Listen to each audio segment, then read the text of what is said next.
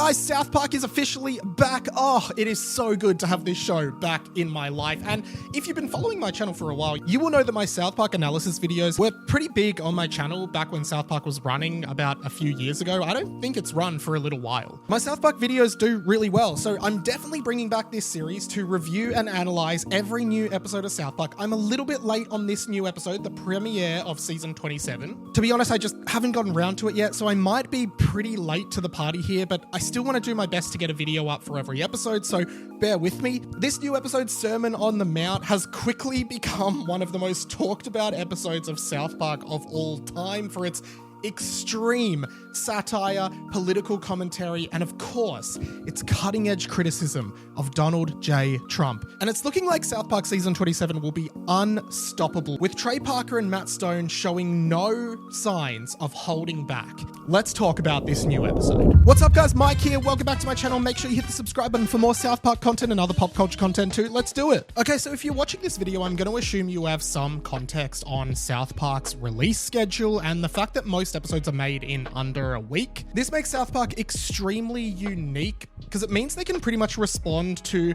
instant pop culture news and anything happening in the zeitgeist with their weekly episodes. You look at other animated shows or just any shows in general that might have like a 6-month turnaround from like writing to voice acting to animation to release, and they simply don't have the power to do this. That's why South Park has always been extremely topical and relevant and just so cutting edge in its satire. Like, I would say there is no more relevant show in social and political satire than South Park, and creators Trey Parker and Matt Stone are absolute geniuses in my opinion. This newest episode has a few layers to it, so I'm going to try and do my best to like outline everything that I'm thinking around it, but it might be a little bit thought dumpy, and I hope that's okay. So first up, the episode is satirical of Trump's second term in office and the way that the social landscape has changed in the United States and worldwide since Trump came back into power. Cartman in particular laments the fact that woke is dead now, which is definitely a ripple we're feeling here in Australia as well. Ever since Trump came back in the office and like DEI quotas are down and everything kind of feels a little bit more grounded and less heightened than it has been in the last like decade or so, like things are really different. And in some ways, I think the fact that like that woke culture is kind of quieting down a bit is good, but I think the problem is that it all kind of spurs and stems from Donald Trump being really hateful and negative around particular groups of people, and I don't think that's good. So a bit of a plus and minus there. Parker and Stone seem to agree as well. PC Principal, the political correct principal, a character that was introduced recently in South Park, is now a very religious guy, and he's completely changed his value set based on what is cool and popular right now. He is introducing Jesus and religion into the state school that the boys go to, which of course is a big no-no. And I think this is very satirical of like conservatives and conservative culture and bringing like religion and old-time conservative values back into American life, where the 2010s were a big period of like social liberation and people turning away from religion and conservative values. I mean, I think it's up to you to decide whether you think like those more conservative values are good or bad, or whether the more progressive values are good or bad, or somewhere in the middle, but like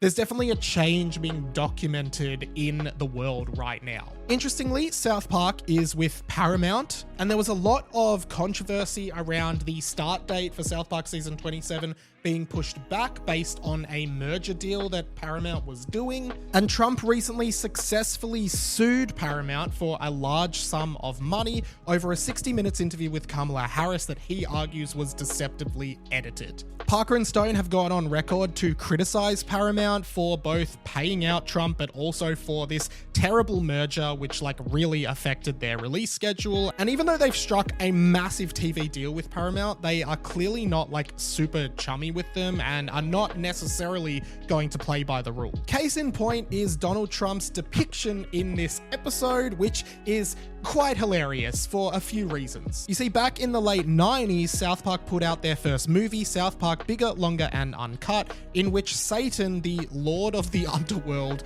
was sleeping with Saddam Hussein. Now, Saddam spoke with a very particular voice in the show. He also had a flapping head, which is usually reserved for Canadian characters in South Park. Park, but he has a very iconic and particular depiction in the show. Fast forward 26 years to 2025, and Trump is being depicted in the exact same circumstances. Flapping head, exact same voice, and with Satan. And the whole point back then with Saddam Hussein, who was a political leader accused of horrendous crimes and doing horrific things to lots of different people, was that Saddam Hussein looks bad even next to Satan, who is supposed to be the epitome of evil. And I guess the exact same message is being touted by Trey Parker and Matt Stone in this episode, with Donald Trump being exactly the same. In fact, at one point in this episode, Satan actually says to Donald Trump, "You remind me of someone I used to date and they were really, really bad." You remind me more and more of this other guy I used to date. Like, a lot.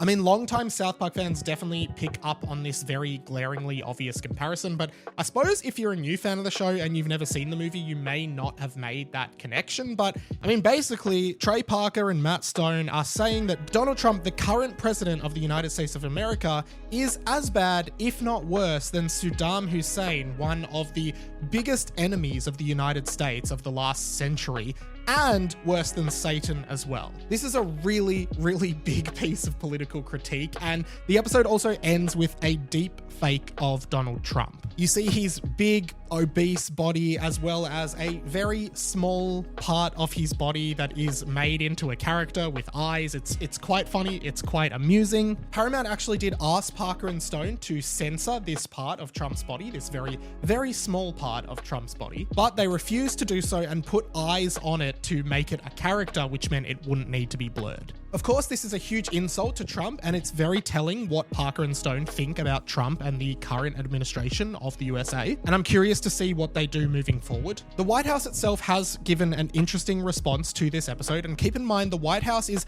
very in touch with pop culture at the moment. For example, with the release of James Gunn's Superman recently, the White House actually released a photoshopped image of the poster with Trump as Superman, which is pretty self-aggrandizing, to be honest, but anyway, I'm not here to lay judgment. Okay, I'm here to lay judgment. That's pretty pathetic. The White House put out, "This show hasn't been relevant for over 20 years and is hanging on by a thread with uninspired ideas in a desperate attempt for attention."